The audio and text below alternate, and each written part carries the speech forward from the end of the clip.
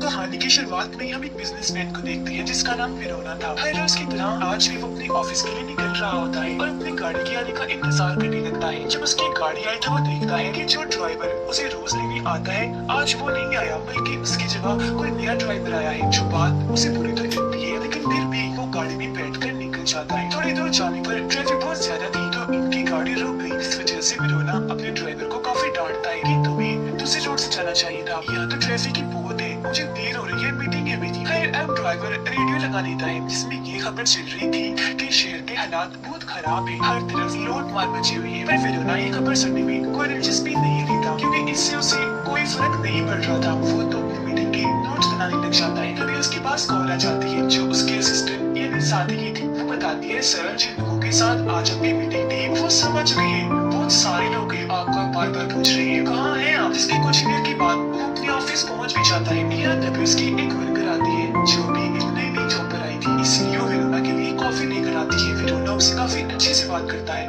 वो यहाँ से चला जाता है लिफ्ट में, जहाँ उसकी मुलाकात एक और लड़की से होती है जो पहले कभी उसकी दोस्त हुआ करती थी और अब उसकी कंपनी में वर्कर है। फिरोना उससे हंस के बात करता है और उसके पास जाने की कोशिश करता है। इस पर वो लड़की ये कहकर मना कर देती है कि अब हमारे बीच कुछ नहीं, तो अब हमें काम से हटकर कोई फजूल बात नहीं करनी चाहिए। आप भी मुझसे ज्यादा फ्री होने की कोशिश मत कीजिएगा। इस पर फिरोना हंसकर जवाब देता है, अच्छा ये बात है, आज तक मैंने तो ऐसा कुछ नहीं सोचा कि तुम भी मत सोचो। मेरी बहुत अच्छी दोस्त हो। जो कहने की बात वो अपनी दोस्त को पकड़ कर उसके साथ अजीब बर्ताव करने लगता है। इस वजह से लड़की को गुस्सा आके वो जोर से फिरोना का हाथ दबाती है, जिस वजह से वो उसे छोड़ देता है। लड़की लिफ्ट से बाहर चली गई पर फिरोना तो मुस्कुराने लगता है। लिफ्ट बंद हो गई तो अब वो अपनी ऑफिस की फ्लोर का बटन दबा देता है। जब लिफ्ट ऊपर जाने लगती है तभी उसके पास उसकी वाइफ की कॉल आई। वो कॉल उठाकर अपनी वाइफ से बात करने लगा, लेकिन तभी लिफ्ट की लाइट्स में गड़बड़ी होने लगी जिसके साथ ही लिफ्ट रुक गई। इससे वो परेशान नहीं होता, वो अपनी वाइफ को फोन काटकर टेक्नीशियन से बात करता है। कहने लगा कि जल्दी से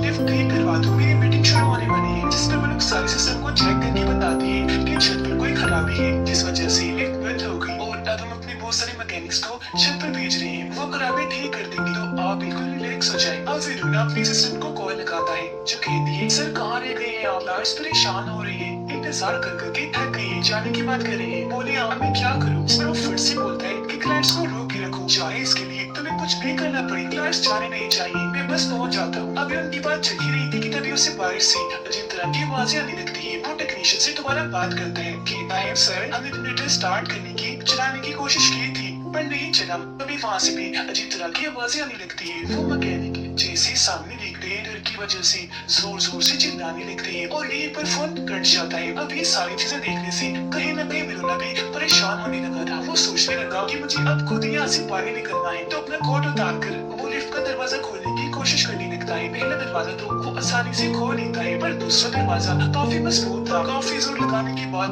वो थोड़ा सा ही दरवाजा खोल पाता है जिसमें से उसका सिर्फ सर ही बाहर आ सकता था। अपना सर बाहर निकाल कर वो देखता है कि ये स्लॉट तो बिल्कुल खाली है, या एक इंसान भी नहीं, तो फिर भी अपना सर बाहर निकाल कर वो मदद के लिए आवाज लगाता रहता है। तभी एक बार फिर उसका फोन बजता है जो उसकी वाइफ का था। फोन उठाकर वो उससे बात करने लगा। वो बताती है कि खबरों में बताया जा रहा है कि पूरे शहर में तबाही मची हुई है, मुझे बहुत डर लग रहा है क्योंकि काफी देर से कोई हमारा दरवाजा भी पीट रहा है। फिरोना कहता है परेशान ना हो, जल्दी से पुलिस को कॉल करो। उसकी वाइफ जवाब देती है ये क्या कॉल, कई बार की लेकिन उनका नंबर नहीं लग रहा, लाइन स्लो जा रही है। इस पर फिरोना कहता है अच्छा रुको, मैं अपने दोस्त को तुम्हारे पास भेजता हूँ मदद के लिए। जो कहकर वो अपने दोस्त को कहता है कि जल्दी से मेरे घर के लिए निकलो प्लीज, इमरजेंसी है, मेरी वाइफ को मदद चाहिए। ये सुनकर उसका दोस्त निकल भी पड़ता है, लेकिन सड़क पर आकर वो बताने लगा कि यहाँ तो ट्रैफिक की काफी लंबी लाइन है, तो मुझे पहुंचने में देर भी लग सकती है। ये सुनकर फिरोना दोबारा से अपनी वाइफ को कॉल लगाता है जो अब और भी डरी हुई थी। मेरा दिल बहुत घबरा रहा है, अपनी वाइफ की बातों में यकीन नहीं आता। जिसके बाद वो अपने मोबाइल पर खबरें देखने लगता है। उसे पता चला कि पूरे शहर में अचानक ही लोगों को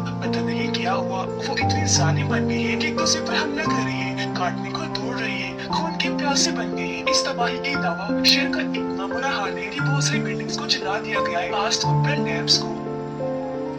अभी वो ये खबर देख ही रहा था कि उसे बाहर से शोर सुनाई देने लगता है। फिर उन्हें चेक करने के लिए बाहर जाता है, देखता है कि ना पूरी तरह डर के यहाँ से भाग रही है। तो वो भी हाथ हिलाकर मदद मांगने की कोशिश करता है पर कोई भी उसकी मदद के लिए नहीं रुकता। तभी अचानक उसके सामने एक लड़की आगे गिर जाती है। वो जैसे ही फिरोना की तरफ मुंह करती है तो पता चलता है कि ये और कोई नहीं बल्कि फिरोना की दोस्त है। उसे मदद मांगती है कि प्लीज मुझे भी अंदर खींच लो। जिस अंदर फिरोना उसकी मदद उसे पकड़ लेता है और अंदर खींचने की कोशिश करने लगा, पर तभी कोई और भी उसके दोस्त को पीछे से पकड़ लेता है। फिरोना बहुत जोर लगाता है उसे अंदर लाने के लिए, लेकिन वो इंसान उसे जोर से खींचकर अपने साथ ले जाता है। फिरोना उसका चेहरा नहीं देख पाया था कि वो कौन है। वो काफी डर जाता है और उसे कुछ समझ नहीं आती कि मुझे क्या करना चाहिए। लगातार बाहर से अजीब आवाजें सुन पा रहा था, फिर भी हिम्मत करके धीरे धीरे दरवाजे के पास जाने लगता है। लेकिन तभी अचानक दरवाजे के सामने दो अजीब तरह के लोग आ जाते हैं जो बहुत खूंखार लग रहे थे, क्योंकि वो अब ज़ॉम्बीज़ बन गए थे। उन्हें देखकर फिरोना काफी डर जाता है, झट से पीछे हटकर बैठ गया और ये वो देखता ही रह गया। उसे अपनी आंखों पर यकीन नहीं हो रहा था। वो एकदम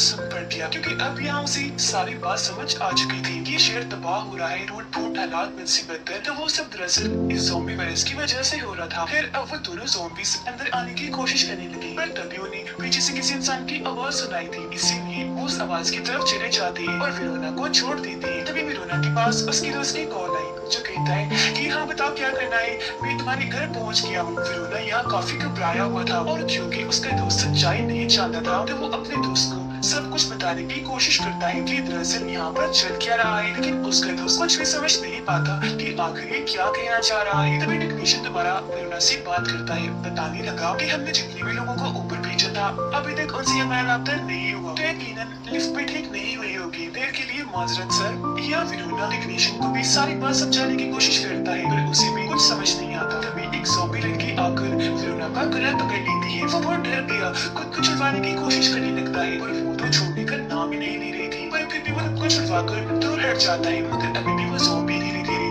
अंदर घुसने की कोशिश करती है। ये देखकर फिरोना डर गया, फिर उठाता है और उससे ज़ॉम्बी को मारने लगता है। वो कई बार रोड से उसके सर पर वार करता है, जिससे उसकी वही मौत हो जाती है। लेकिन अब उस ज़ॉम्बी का खून अंदर आने लगा था और तो फिरोना के कपड़े भी खून से भर गए थे। इसीलिए वो पानी की बोतल निकालकर खुद को धोने लगता है ताकि उसे भी कोई ज़ॉम्बी ना समझ ले। वो रॉड लेकर उसकी लाश को दूर कर देता है और वापस आकर वही जमीन पर बैठ गया जेब से सिगरेट निकालकर पीने लगता है। देखता है कि पूरी जेब खून से भर गई है। इसीलिए वो अपने बैग से फाइल निकालकर कागजों को फाड़कर उनका खून पर लिख देता है ताकि खून मजीद न फैले। तभी उसे दोबारा आवाज सुनाई दी। वो जब बाहर चेक करता है तो वहाँ उसकी वो नई वाली वर्कर थी। फिरोना को देखकर वो जैसे करीब आई तो वो उसे समझाता है कि आराम से बिल्कुल आहिस्ता बात करो वरना ज़ॉम्बीज़ दोबारा आ जाएंगे। आगे वो कहता है कि हमें कैसे भी करके इस लिफ्ट का दरवाजा खोलना है और अभी दोनों जोर लगाकर दरवाजे को खोलने लगते हैं, पर बदकिस्मती से दोनों मिलकर भी दरवाजे को नहीं खोल पाते। इस बीच फिरोना के हाथ से लोहे का वो रॉड नीचे गिर जाता है,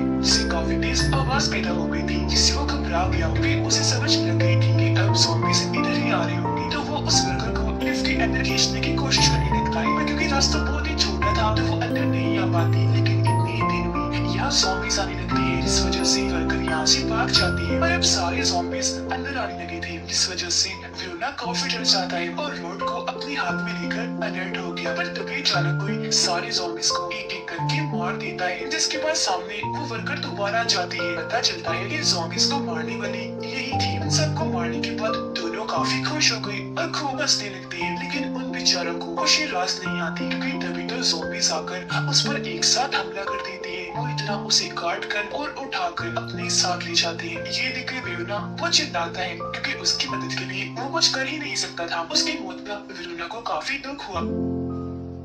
अब वो दोबारा से अकेला पड़ गया। उसे अब अपनी वाइफ की फिक्र होने लगी, तो वो उसे कॉल लगाता है, पर काफी कोशिश के बाद भी उसकी वाइफ फोन नहीं उठाती। वो बहुत टूट गया, एकदम वही नीचे बैठकर पूरी तरह रोने लगता है। पर थोड़ी ही देर बाद उसकी वाइफ कॉल उठा लेती है, तो फिरोना की जान में जान आती है। वो बताने लगी कि मैं सारे खिड़कियां दरवाजे बंद कर रही थी, इसलिए फोन नहीं उठा रही थी। अभी वो ये बातें कर ही रही थी कि तभी दरवाजा तोड़कर बहुत सारे ज़ॉम्बीज़ आकर उसकी वाइफ पर हमला कर देती हैं। वो बेचारे चिल्लाते ही रह गए, जिसकी आवाज सुनकर फिरोना एक बार फिर बहुत दुखी हो जाता है। वो खबरें देखने लगा, जिससे उसे पता चलता है कि पूरे शहर में आर्मी और पुलिस ऑफिसर फैल चुके हैं, जो इन ज़ॉम्बीज़ को मार मार कर इंसानों को बचा रहे हैं। तभी फिरोना बाहर से एक और आदमी को लिफ्ट की तरफ आता हुआ देखता है। जैसे पास आया तो पता चला कि वो भी फिरोना के ऑफिस में ही काम करता था, जो कहता है मैं भी लिफ्ट में आना चाहता हूँ। ये कहकर वो अंदर घुसने की कोशिश करने लगा। फिरोना उसे समझाता है कि मत कोशिश करो, कोई फायदा नहीं, इतनी छोटी सी जगह से अंदर आना नामुमकिन है। पर फिर भी वो आदमी लगा रहा। तभी अचानक यहाँ पे ज़ॉम्बीज़ आने लगे, जिन्हें देखकर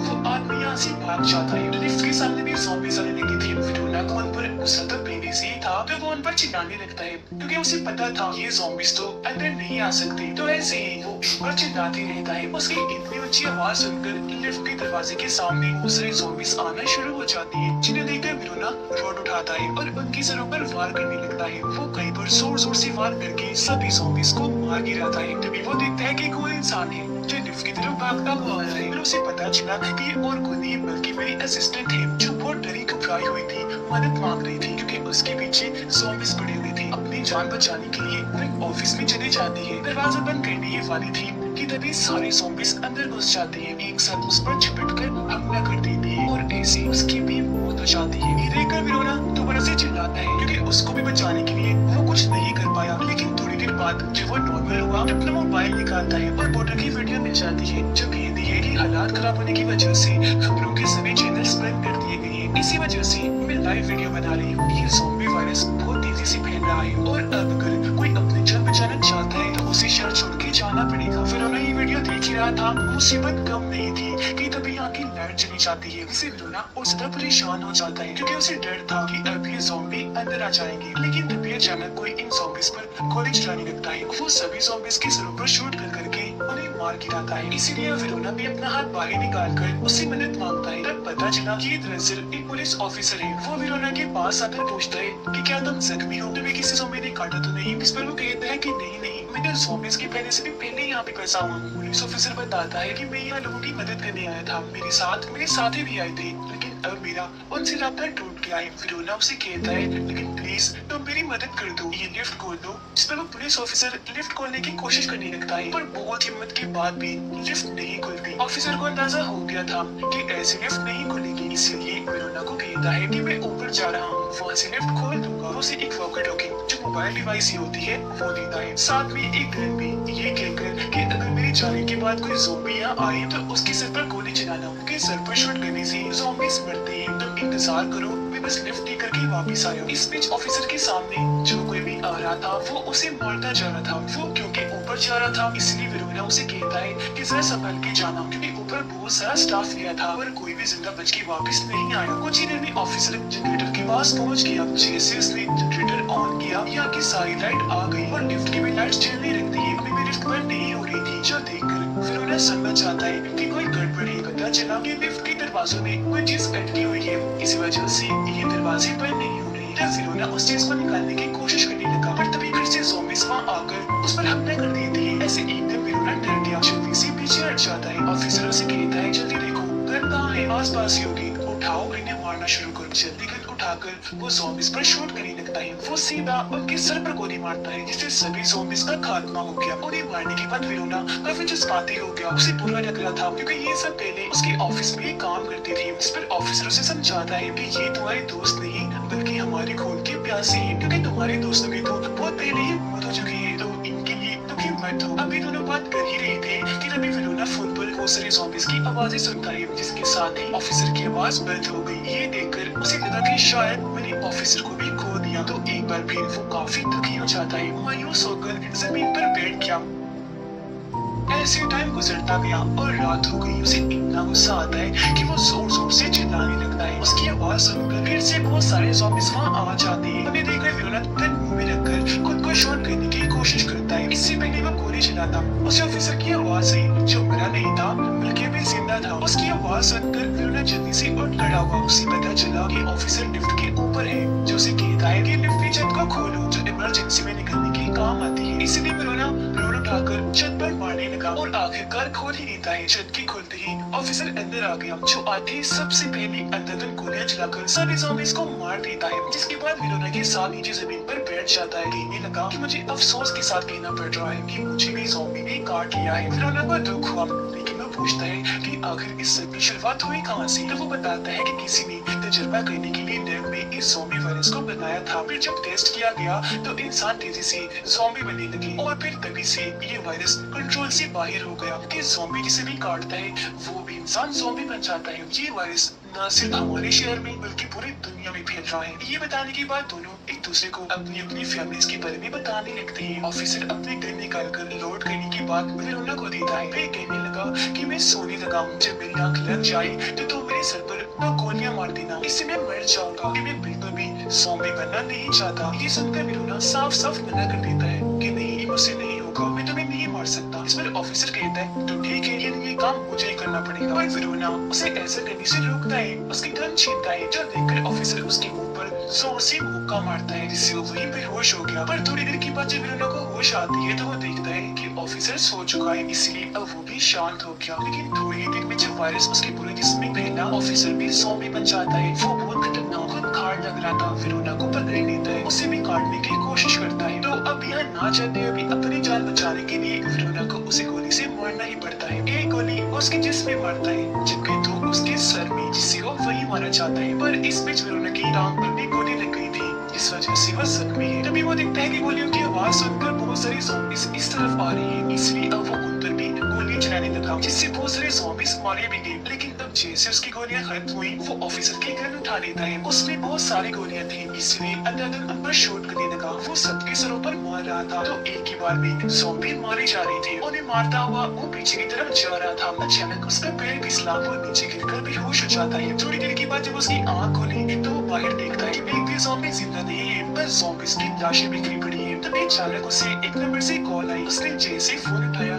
तो उसकी वाइफ बोल रही थी। इससे वेरोना काफी खुश हो जाता है कि मेरी वाइफ अभी जिंदा है। वो बताती आर्मी वालों ने मेरी जान बचा ली और अब मैं उनकी कैब में। पर तभी उसके मोबाइल की बैटरी लो हो गई, जिससे फोन कट जाता है। पर अपनी वाइफ के जिंदा होने की वजह से वो बहुत खुश था और अब से निकल के बाहर जाना चाहता था, इसीलिए वो रोड उठाता है और लिफ्ट में अटकी उस चीज को निकालने की कोशिश करता है जिसने दरवाजे को रोका हुआ है। वो जब वो उस चीज को निकालने में कामयाब रहा, ऐसा होते वो दरवाजा भी खोल देता है। उसे यकीन नहीं आ रहा था कि ये मैंने कर दिखाया। वो जल्दी से बाहर आ जाता है, जैसे हॉल में आया देखता है कि हर तरफ तबाही मची हुई है। तब एक ज़ॉम्बी लड़की वहाँ आ जाती है, जिसकी दोनों टांगे आधी कटी हुई थी। वो वेरोना की तरफ ही बढ़ रही थी, पर वो बगैर टाइम गवाए पैरों से उसे मारने लगता है। इतनी बार मारता है कि वो ज़ॉम्बी लड़की वही मारी जाती है। वो भी सड़क पर आता है, देखता है कि पूरे शहर का बुरा हाल है। तभी यहाँ पे एक ज़ॉम्बी लड़की आ जाती है, वो हमला करने वेरोना की तरफ जैसे बढ़ी, तभी उसके सर पर एक गोली आके लग जाती है, जिससे वो वही मारी गई। अब ये गोली आर्मी वालों ने ही चलाई थी, क्योंकि यहाँ हर तरफ आर्मी फैली हुई थी जो ज़ॉम्बीज़ को मार रही थी